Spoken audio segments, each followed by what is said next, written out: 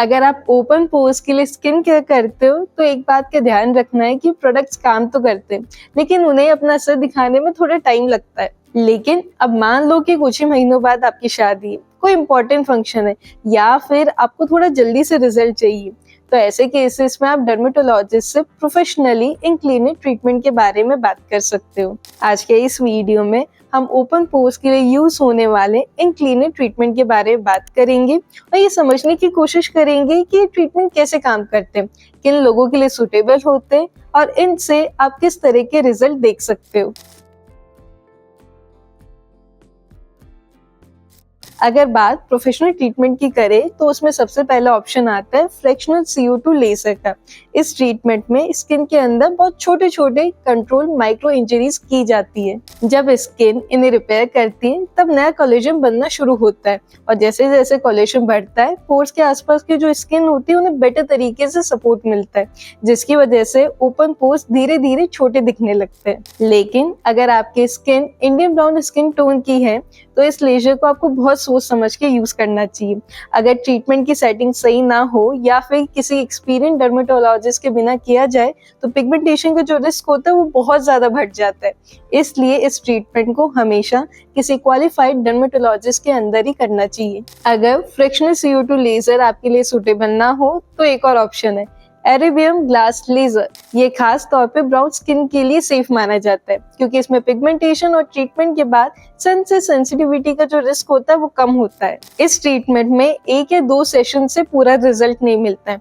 आमतौर पे इसके सेशन 45 दिन से लेकर 2 महीने के गैप में किए जाते हैं। जैसे जैसे सेशंस कंप्लीट होते जाते हैं और स्किन नया कोलेजन बनाती रहती है, वैसे वैसे ओपन पोर्स में भी धीरे धीरे सुधार देखने को मिलता है। एक और काफी पॉपुलर ट्रीटमेंट है माइक्रो नीडलिंग या फिर RF माइक्रो नीडलिंग।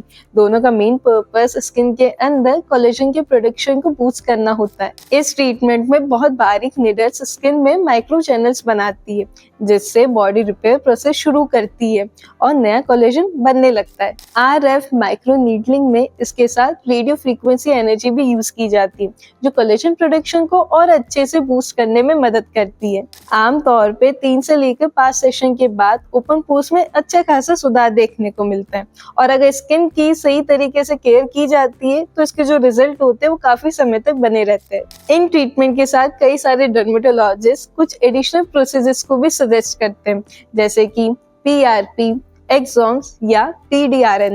इनका मेन पर्पस स्किन की हीलिंग को सपोर्ट करना और कोलेजन की प्रोडक्शन को और अच्छी तरह से करना होता है। कई केसेस में इन्हें लेजर या फिर माइक्रो नीडलिंग के साथ कंबाइन करके भी यूज किया जाता है ताकि जो ओवरऑल रिजल्ट है वो और अच्छा हो सके। इसके अलावा कुछ लोगों के लिए स्किन बूस्टर को भी रिकमेंड किया जाता है।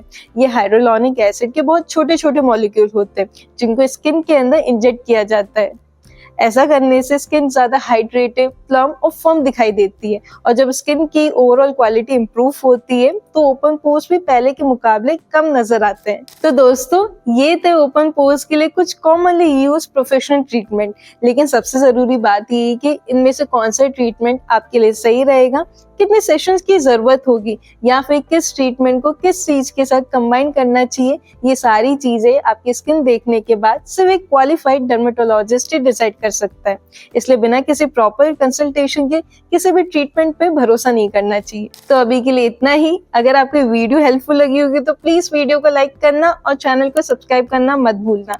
मैं मिलूंगी आपसे अगले वीडियो में, तब तक के लिए अपना ध्यान रखना। Bye bye.